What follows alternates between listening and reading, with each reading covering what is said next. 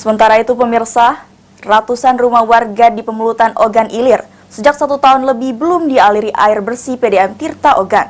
Padahal warga mengaku telah membayar uang pemasangan sebesar Rp250.000 per rumah.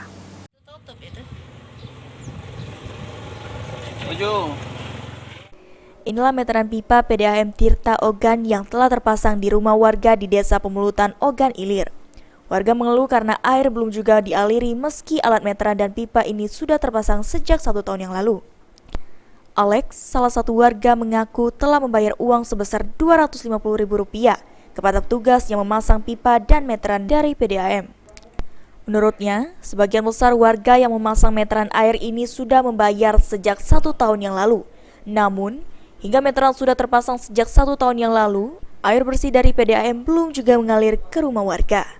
Padahal saat memasuki musim kemarau inilah warga sangat membutuhkan air bersih dari PDAM Tirta Ogan. Hingga informasi ini diturunkan, pihak PDAM Tirta Ogan belum dapat dihubungi. Banyak warga yang masang PDAM ini, Pak. Kalau masang kurang lebih kemarin itu 100 lebih. 100 lebih, Ya. Yang masang baru. Ya, Ingat nggak Pak, bulan kapan? sudah lupa aku. Karena kan RT yang ngumpul ke data nih, RT, kita sama RT sektor ke angin lah, di umpam juga nih.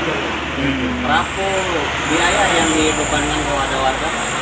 Kalau biaya, ngumpul langsung yang ngomong.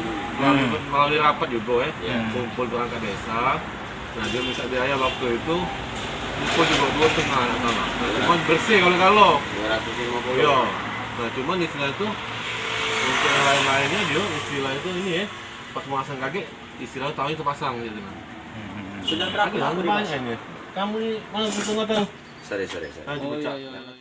Ahmad Romawi, PAL TV.